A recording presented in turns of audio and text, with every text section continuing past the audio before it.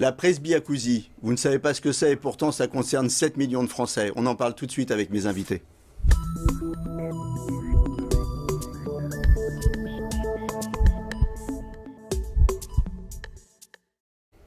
Alors la presbyacousie, effectivement, ça concerne 7 millions de Français. On en parle tout de suite avec mes invités, le docteur Philippe Lafosse, vous êtes ORL, et Jens Koffed, vous travaillez chez Oticon.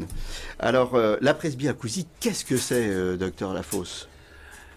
La communication des êtres vivants, c'est quelque chose de très important, que ce soit bien entendu les humains, mais même les animaux. Par exemple, les dauphins on communique à des kilomètres et des kilomètres.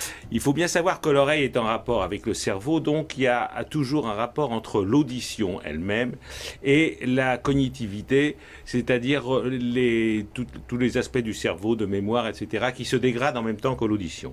La presbyacousie, c'est quelque chose de physiologique, c'est normal, on entend moins bien, on court moins vite, on a des cheveux blancs, vous voyez un petit peu l'exemple, et on perd de l'audition.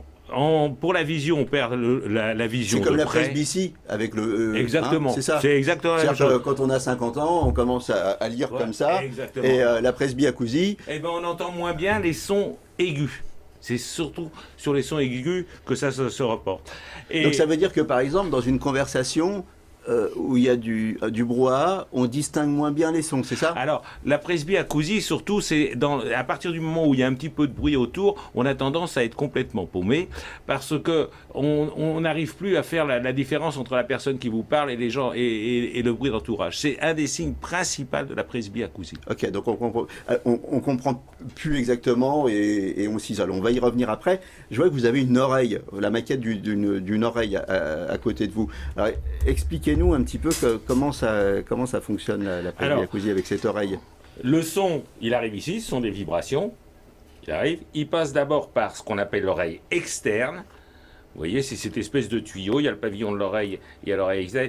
Quand on a un bouchon de cère humaine, c'est ici que ça se passe. C'est-à-dire que sa bouche, c'est comme un tuyau qui est bouché. Un bouchon de cère humaine, c'est de la cire. Hein. C'est de la cire. C'est voilà. Normal d'avoir de la cire, mais normalement, elle doit sortir naturellement, mais des fois, elle s'accumule et ça fait un bouchon donc de cère ça, c'est pas grave, on l'enlève. Ça, on l'enlève. Et l'audition revient immédiatement. Et immédiatement, c'est la plus belle intervention d'ORL, parce que les gens arrivent, ils sont sourds, ils sortent avec le sourire, ils entendent, des fois pas toujours avec le sourire, parce qu'ils vont entendre de nouveau, ce qui n'est pas toujours agréable. Ensuite, il y a l'oreille moyenne, ce qu'on appelle l'oreille moyenne, avec le tympan, ici, et puis les osselets qui sont ici derrière, et puis ensuite, l'oreille moyenne va transmettre les sons à l'oreille interne, qui va les transformer en un flux nerveux qui vont aller vers le cerveau. Et la presbyacousie, donc, c'est... La presbyacousie, c'est au niveau de l'oreille interne. C'est-à-dire que c'est dans cette oreille interne qui ressemble un petit peu à un escargot, je ne sais pas si on voit bien à la télévision, il y a des sons qui vont partir. Et il y a des parties de cette oreille interne qui... on n'explique pas tout à fait, mais ça peut être pour des problèmes vasculaires ou autres, qui vont qui ne vont pas arriver à bien envoyer les informations au niveau du cerveau. Donc, dans la presbyacousie, il y a deux choses qui sont importantes. C'est la stimulation qui vient de l'oreille, mais également, au niveau du cerveau, la façon d'enregistrer et de comprendre ce message qui vient de l'oreille interne. Donc, c'est la presbyacousie. C'est à la fois mécanique et c'est la manière dont le cerveau interprète aussi les signaux. C'est les deux, non ? C'est pas vraiment mécanique, c'est les envois. C'est plutôt électrique, disons que c'est les influx nerveux. Ok. Ça touche qui ? Ça touche les gens à partir de quel âge finalement ? La presbyacousie, à partir de... C'est comme pour la presbytie. Un bébé, il voit bien à 10 cm. À 20 ans, on voit bien à 30 cm. À 60 ans, on voit bien à 50 cm. Et à 70 ans, on voit bien au bout des bras. Et la presbyacousie, c'est pareil. Avec l'âge, il y a progressivement une baisse de l'audition. Donc, si on veut... vous avez une courbe, hein, je crois. Oui, j'ai une courbe. Voilà. La courbe, c'est la prévalence de la perte d'audition. Vous voyez que c'est à partir de 60-65 ans qu'on commence à avoir une baisse de l'audition. Ce qu'il faut savoir, c'est que la baisse de l'audition, au début, on ne s'en rend pas compte, mais même chez quelqu'un de 60-65 ans, par exemple, quelqu'un qui a une grosse activité professionnelle, il commence déjà à être gêné. Ouais. Et c'est un petit peu c'est pour ça que Bill Clinton portait des appareils auditifs à 50 ans, alors que Jacques Chirac refusait de les porter parce que la presse se fichait de lui. Oui, parce que chez nous, en fait, c'est ça va à l'encontre de beaucoup de choses, notamment le culte de la performance, du jeunisme, et la presbyacousie est portée à un appareil auditif. C'est le premier signe en fait de cette perte de baisse de performance. Alors ça touche qui? Ça touche d'une manière égale les hommes et les femmes? Oui. Oui. Égalité parfaite. Est-ce qu'il y a j'allais dire, des facteurs aggravants? Le tabac, l'alcool, l'hypertension, l'hygiène de vie, toutes ces choses-là. Il y a une perte qui est physiologique, qui est normale, mais à laquelle peut s'ajouter une autre perte. Si quelqu'un, par exemple, a beaucoup travaillé dans le bruit, en plus de sa presbyacousie, il aura une perte à cause du bruit. Si quelqu'un a des otites chroniques, a eu des otites dans l'enfance, ou a eu des traumatismes, il aura en plus, les deux vont s'additionner. Donc les premiers signes, on en a parlé, hein, on est en réunion, on est au restaurant, on a du mal à comprendre ce que les autres disent, et on fait souvent répéter. C'est le cocktail syndrome. C'est les gens qui commencent un petit peu à s'isoler dès qu'il y a un petit peu de bruit. Je crois que le cocktail syndrome, c'était quand on buvait un peu trop. Il y a les deux. Il y a les deux. Donc c'est quand on fait souvent répéter. Ouais. Et alors là, qu'est-ce qu'on fait comme examen?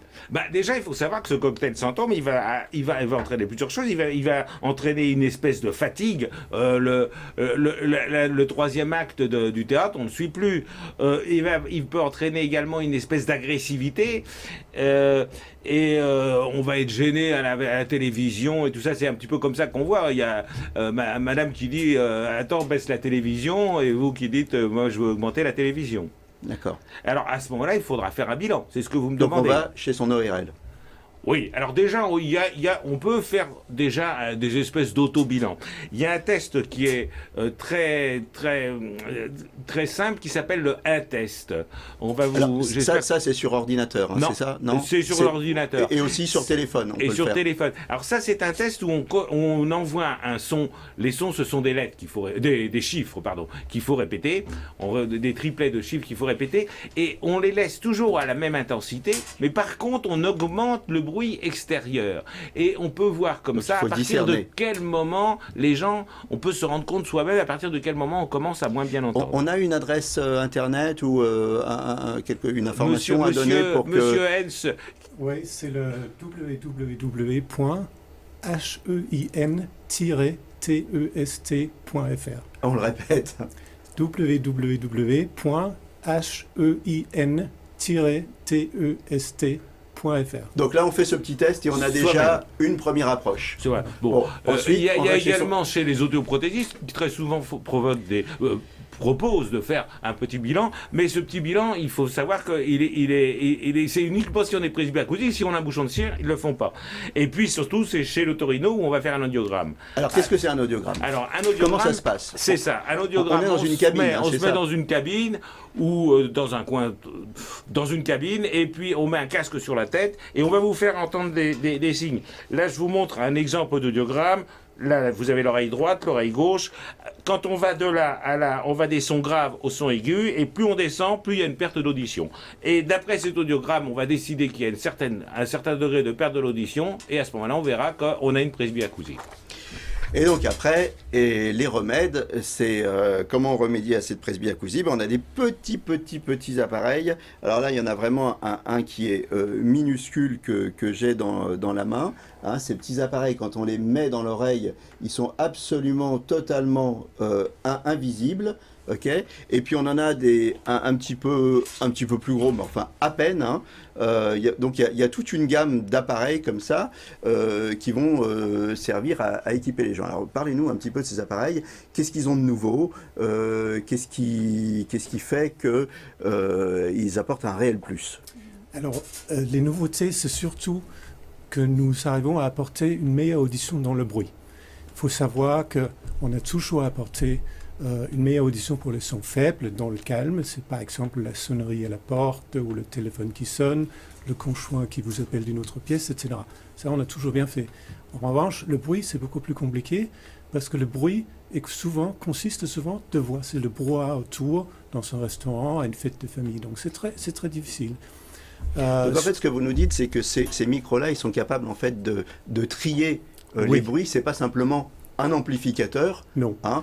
Si je fais le parallèle avec la presbytie, on a dans les pharmacies ou dans les supermarchés des lunettes qui sont des loupes.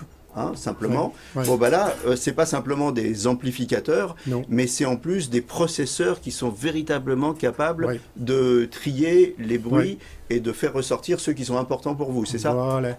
Donc, parce que jusqu'à aujourd'hui, on a utilisé ce qu'on appelle des microphones directionnels. Et ça, c'est une technologie qui permet de focaliser sur l'interlocuteur en face. Donc, ça apporte une meilleure compréhension de l'interlocuteur en face. En revanche, j'entends moins bien les personnes qui sont de côté. Donc, ce n'est pas très pratique à table dans un restaurant lorsqu'on est 4, 5, 6 personnes. Maintenant, grâce à la capacité de calcul du processeur numérique dans les dernières générations de produits, nous arrivons à filtrer plusieurs voix en même temps du brouhaha autour. Et donc ça va permettre à la personne de participer dans la conversation à table, même si il y a plusieurs qui participent à la discussion. Alors, on n'a plus beaucoup de temps, on va aller vite dans les questions. Donc, les innovations, c'est la miniaturisation, ça, on l'a vu. Le processeur qui permet donc d'identifier les sons, et puis la connectivité. La connectivité aussi, puisque l'appareil se connecte sur mon iPhone et donc transforme mon iPhone en télécommande. Je peux faire plus fort, moins fort, je peux changer de programme, etc. Également, les appareils se connectent et se transforment en casque, donc je reçois le son de l'appel direct dans les deux oreilles, donc ce qui favorise aussi la compréhension. Et finalement... Ça, c'est quand on reçoit un appel téléphonique. Un appel téléphonique, oui. Ou bien, lorsqu'on regarde la télévision, on peut connecter une petite boîte sur la télévision qui transmet les sons de la télévision direct sur les deux. Donc, on rappelle que c'est très, très important de faire quelque chose et de s'appareiller parce que c'est véritablement lutter contre l'isolement, mais aussi lutter contre les dangers de la vie quotidienne. Quand on conduit, si on n'entend pas les autres arriver, ou quand on est piéton, si on n'entend pas les autres arriver, c'est un vrai problème. Donc c'est important de s'appareiller, hein, c'est ça? Voilà. Alors, ce qu'on va nous objecter souvent, c'est le prix de ces appareils. Ils sont encore chers. Ça va évoluer, ça, le prix, avec il y a 7 millions de personnes qui souffrent de presbyacousie, donc on suppose que le marché va augmenter, donc les prix vont diminuer, non? Les prix déjà se trouvent dans une fourchette entre 1 500 € et 4 000 € pour 2 appareils, parce qu'en général, il faut s'appareiller avec 2 appareils. Hein. Et on bénéficie d'un remboursement de la sécurité sociale de 120 € par appareil. Et puis après, il y a les complémentaires remboursent en moyenne dans les 400 € par appareil. Ce qui est important de rappeler, c'est que dans le prix de l'appareil, il y a tout l'aspect réglage et suivi de l'appareil fait par les audioprothésistes. Exactement. Vraiment, on a vraiment 30 secondes. L'important, c'est de l'audioprothésiste, c'est-à-dire que l'appareil qu'on vous donne, c'est comme une Ferrari, mais si moi j'ai une Ferrari, ou si c'est Nicky Rosberg qui a une Ferrari, il ira 2 fois plus vite que moi. Là, pour les appareils, c'est pareil. Le même appareil, pareil. Un bon audioprothésiste sera 2 fois mieux que s'il est vendu comme ça, un petit peu à la sauvette. Mais je vous remercie tous les deux, hein, c'était très rapide et il y avait beaucoup de choses à dire sur l'audition. Je rappelle le titre de votre livre, Bien vivre en étant malentendant. Merci à tous et portez-vous bien.